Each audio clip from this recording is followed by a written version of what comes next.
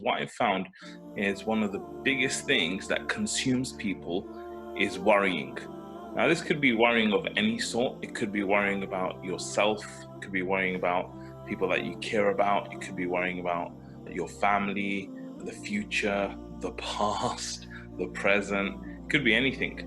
But worrying is one of those things which is actually really, really big for people. And like I said, it's something that kind of consumes us. And the problem with it consuming us is that it affects our behavior. It affects what we actually do and what we achieve in the long run. And so I wanted to just share with you guys some feedback, some ideas, some thoughts around worrying. And I feel that it's something that different people will have different levels of issue with. So there'll be some people who worry a lot of the time about certain things. There'll be other people that will worry when something specifically happens that causes them discomfort or frustration or pain. They'll worry about that. And then we have patterned kind of worries. These are worries that it's the same stuff that we just worry about over and over and over again.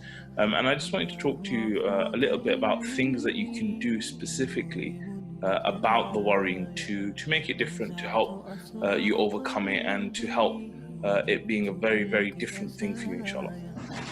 So the first thing I'd say when it comes to worrying is that one of the reasons why your mind tends to worry over and over and over and over again is because there's no stopgap, there's no placeholder for it. And so what happens is that your mind starts thinking about something and it starts being like a piece of string where it just goes on and it just gets muddled and it goes on and on and on and on. And so one of the ways to actually improve yourself in this and to try and take your worrying to a much better place is for you to define with certainty what's the worst that can happen.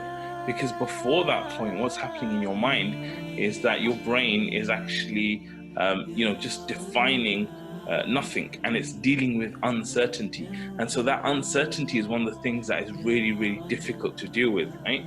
So for example, like right now, as soon as I've started the call with you guys, my daughter's basically woken up and she's walked past me and she's gone to the bathroom. And so in my mind, I'm worrying. I'm like, oh my God, like, what if she needs attention? I've just got on the call. It's midnight, so everyone's sleeping. And what if, like, she needs attention? And so what happens is if you're in that worry mode and you just let it run riot, and this is one of the biggest problems, I think, that when it comes to worrying, we don't have any sense of discipline, because deep down we may feel like the worrying actually helps us. And the worrying makes it better, right? And that's not the case, because the worrying is the opposite. The worrying is one of those things that, because we feel like it's kind of something that might help us and thinking about something might add value, we just keep worrying about it, and we worry and we worry and we worry and we worry. And like I said, it's that ball of string. The more you worry, the more tangled it gets and the worse you feel. Even though you've spent time thinking about it. And so, like I said, the first thing to do is actually to kind of have that disciplined mindset where, you could actually say to yourself, right, there's an issue here. I am going to worry about it for 5 minutes or 10 minutes or whatever, right? And just put a timer on it and say, right, I'm going to worry about this specific problem because it's important. I feel like I should worry about it. Let me spend 10 minutes worrying about it. Let me spend 5 minutes worrying about it, right? And then just put on a timer and start worrying, okay? So that way you're actually keeping yourself disciplined rather than someone who might spend hours worrying about something, okay? So that's one of the things I would say. The other thing, like I said, is for you to define and give your worry some level of certainty, because the whole problem is that when you're worrying, your thoughts just get wilder and wilder and wilder. And so what we want to do is we want to actually do it the other way, where we define exactly what's the worst that can happen, okay? Because a lot of the times when we're worrying, our worries are not really gonna come to pass. They're not really gonna come true. And so what you want to do is you want to say, right, you know what, I'm worrying about this thing. What is the worst that can happen? So for example, like, you know, like I said to you, my daughter, she just woke up in the middle of the night. She's just kind of gone to the bathroom, and then she's walking around, right? And she's probably looking at me like, what's going on? Everyone's asleep.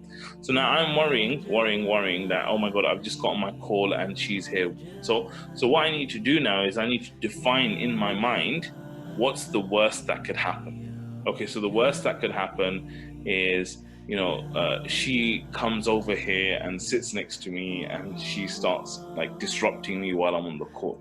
Okay, that's probably the worst thing that could happen. And so this is what I'm saying, that whatever you're worrying about, you want to play the scenario out, and you want to think deeper about what's the worst that can happen, and you want to get certain with that. You want to write that down and say, look, this is the worst that can happen. And sometimes it can be really, really extreme, but like it's completely unrealistic. But the point is that you want to define what's the worst that can happen, because as soon as you give your worry some level of certainty, it will start to change the way you feel about it, and it will start to change the way that you think about it. So whenever you're worrying about something specific, apart from giving it a specific time to worry, make sure that you're very, very specific in what you worry about, right? And the fact that you're going to ask yourself, what's the worst that can happen, right?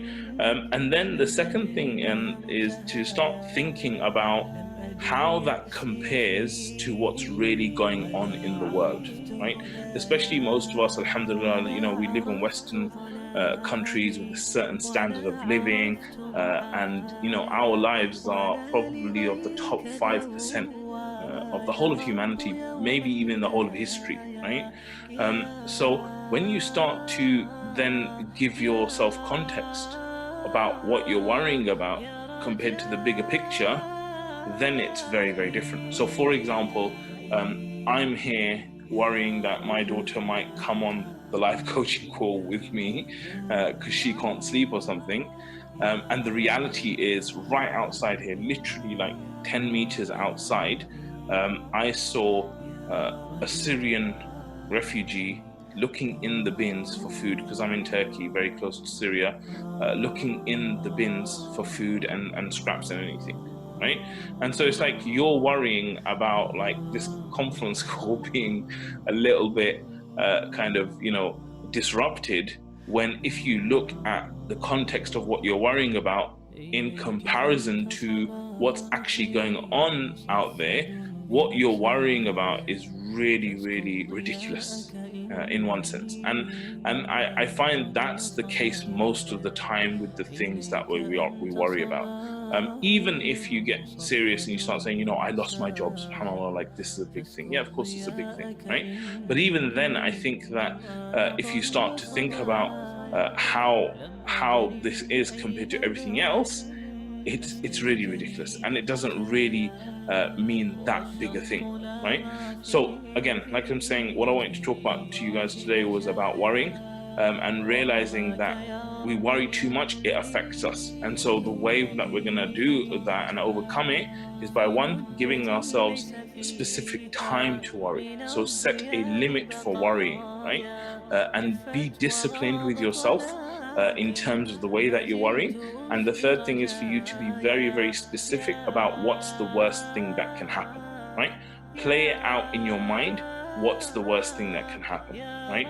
And then compare that to the reality of what's going on around you, right? Once that's done, then I would say the next thing is for you to tell yourself that, you know what, Allah will handle it. Allah will handle it. Because this is one of those big things, right? That, you know, once you start telling yourself it's going to be okay, inshallah, you'll feel better. But what I've found is that, you know, just by telling yourself it's going to be okay because of you, it doesn't help as much as knowing, you know what, Allah will handle it. Like whatever happens in your life, like we said in the previous kind of modules that we went through, we said that, alhamdulillah, Allah has given you a guarantee that He will never ever give you something more than you can handle. Okay, so Allah's giving you a promise, Allah's giving you a guarantee that no matter what happens, you will always be able to handle it, inshallah, right?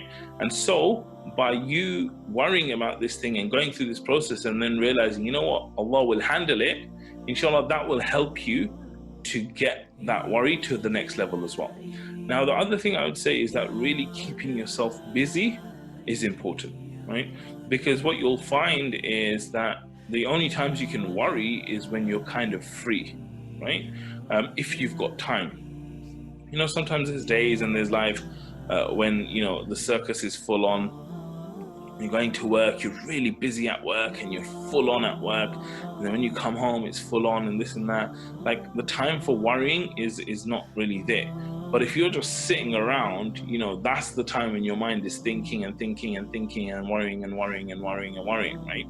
And so what we want to do is we want to keep ourselves busy with really, really big things, right? Keep ourselves busy with things that are important, keep ourselves busy with things that are productive, with the remembrance of Allah and all these things, so that we can replace our worrying with something more productive. And like I said, the words of Allah, there's nothing more comforting than the words of Allah. And this is from Allah, right? Where He says that only in the remembrance of Allah do the hearts find rest. And when you're worrying, it's all about your heart, it's all about your mind, right? And so if you can introduce adhkar, and if you can introduce the remembrance of Allah and the words of Allah, inshallah, that will change you as well. And then the other thing I would say, a lot of the stuff I'm talking about today, it's from a book by Dale Carnegie, where he's talking a lot about worrying and stuff. One of the things he was saying within that is thinking about your own abilities and the personality and everything that you have. Because he was saying, like, imagine if someone offered you $1 million for your arm, right? Someone said, okay, I'll give you $1 million, give me your arm, right? We'll cut it off and I'll take your arm and I'll give you $1 million. Would you do it? Now the answer is no, we wouldn't do it, right? And what if they said, well, we'll give you 10 million or 100 million, right? You probably still wouldn't do it. What if they said, okay, well, we'll take both your legs and we'll take both your arms and we'll give you 100 million, right? Most people wouldn't do it. Inshallah, we wouldn't do it, right? So from that perspective, what it means is that, in essence, you could say that your body alone to you is worth billions, right? Yet we may worry about the job that we're going to lose, which is going to lose us £2,000 a month, right? So Allah's given you the ability and the capability of being something that's worth billions, and you're worrying about like a £2,000 or £3,000 job a month, right? So I think it's really, really important that we take control of the worrying, because once you start to take control of the worrying, you'll find that it starts to transform what you achieve. Because most of the time I've found people are overthinking things, and that time on thinking reduces their time on action, and action is what actually brings results and achievement. And so one of the big things we want to do is we want to take that worrying, we want to be very, very disciplined with it, because a lot of our life and a lot of our success is around us being disciplined in our thinking. And so worrying and overthinking things and replaying things in your mind, all this stuff, it needs that level of discipline, just like the discipline you might have in other areas of your life. For example, you might pray salah on time. You might be very healthy in the way that you eat. You might be very good in the way that you speak to people. And so you're very disciplined in different areas. And the same thing needs to be applied within your thinking. And of course, there's other things you can do, like you've got to be aware of the kind of inputs that you're putting into your mind, because different things will make you worry. So for example, like I've said before, I don't really watch the news, because if I watch the news now, I'll see 9 stories in a row which are all about worry, and then they'll try and end on something positive, and by that time it's too late, right? And so you want to make sure that you're careful of what you're putting in your head, what you're kind of consuming. But hopefully all of this stuff, it gives you some kind of guidance, some kind of advice and a remembrance, inshallah, that, overthinking, worrying, all this kind of stuff, it's fine, it's natural, it's a human thing.